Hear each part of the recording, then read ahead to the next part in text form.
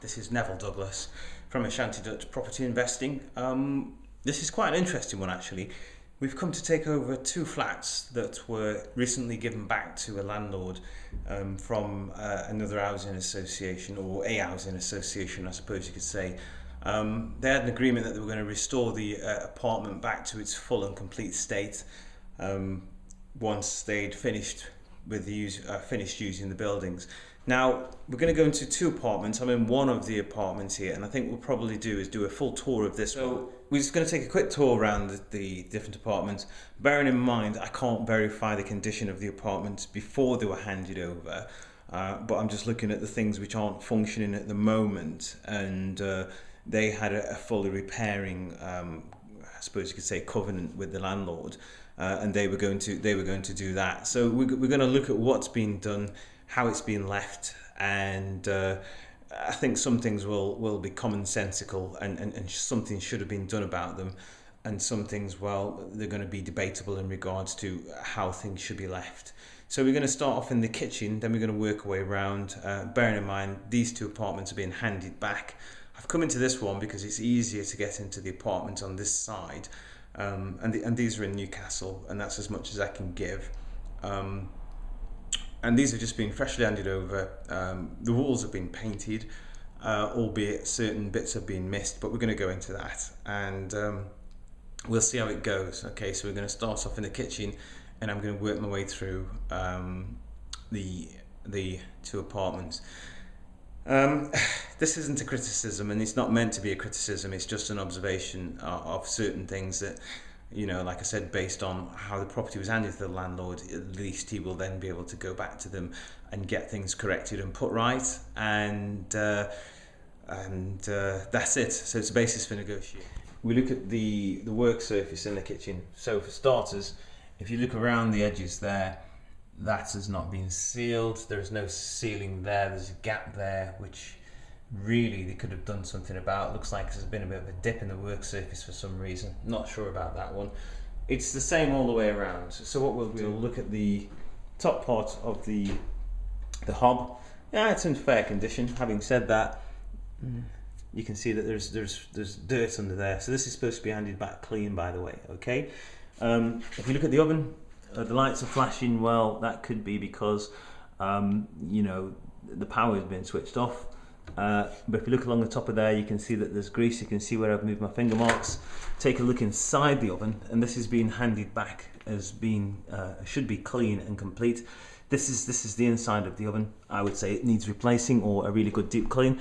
Having said that, there's shelves missing, and the tray for the grill, which is underneath there, so that's missing. This is the front of the door. That's supposed to be clear glass, by the way. So that is the oven. You've got the extractor. If you look at the extractor, have a look under here, you can see that's all been damaged, so that's not really extracting very well, and also the extractor doesn't work as well. So if you switch that on, you can hear that the light hasn't come on, and that the motor is not even turning, so the motor's jammed.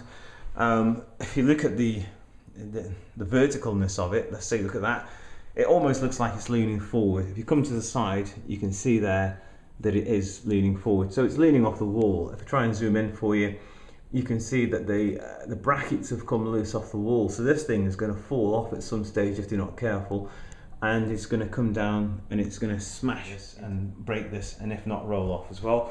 They've left the washing machine in. Okay, that's between the landlord and the charity, and it's been pack tested as well. If you look at the paint job that's been done, you might be able to see the difference there, where you can see there they painted there and they haven't painted there, and all that area there, you can see it, they just left it and they haven't painted, so that needs to be done. The boiler, well, it looks like there was a lot of graffiti on the front of the boiler, and they haven't really done a lot to try and disguise that and tidy it up. Something could have been done with that as well. Look in the cupboards are still full of household items that have been left from the previous tenants, including the toaster, one or two other bits and bobs, the old gas certificate. All of this should have been cleared out, I should imagine. if you look at this cupboard here, whoa, did you see that? The hinge is loose on that. Now that just might need tightening up. And if it does, they should have just done that. You know, it's quite a simple process. I'm not going to comment on the cleanliness of the cupboards because that's something completely different. I'm looking more at the structural stuff. So as you can see, that needs to be lifted in place. Okay, so on the whole, the rest of it is okay. It's fairly tidy. The walls have been painted white. We're coming out of the kitchen now, so we're going to go into the hall.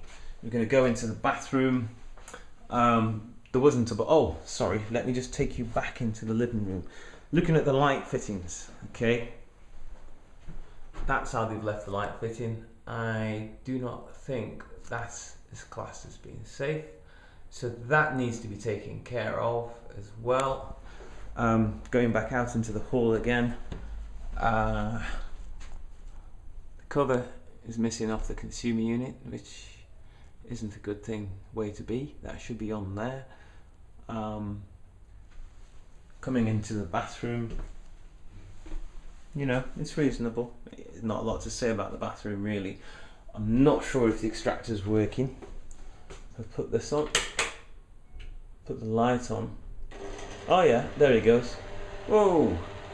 So that's working, so that's fine, that is, and that should run for a few minutes.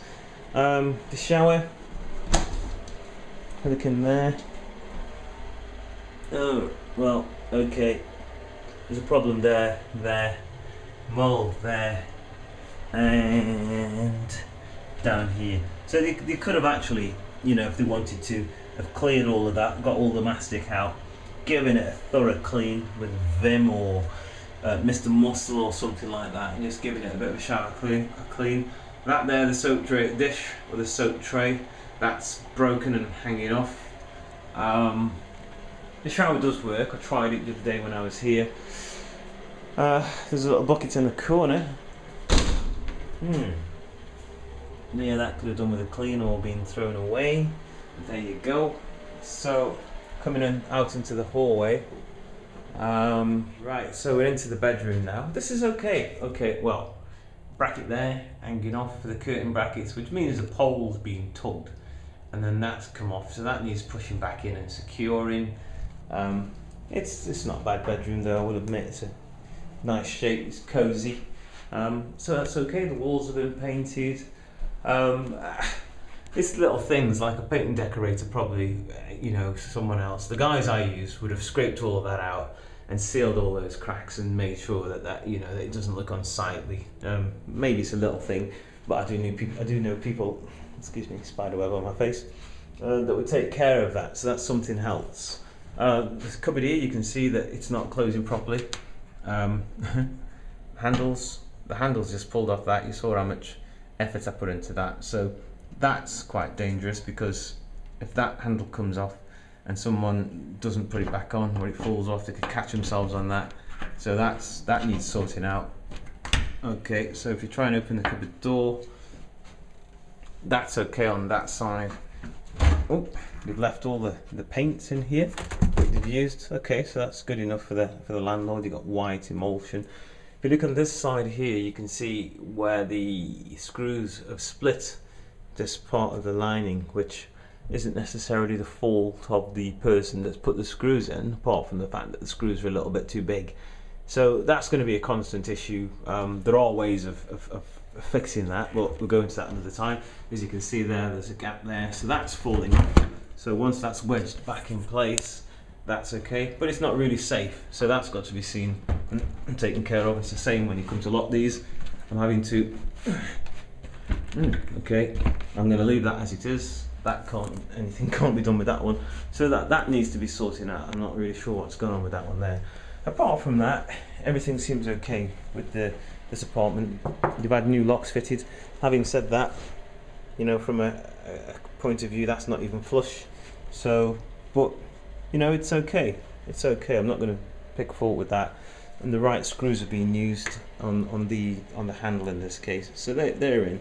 And the reason I point at that is if the screws stick out too much, someone could actually catch the knuckles on. I've known that to happen as well, so that's okay. The operation of the lock is okay.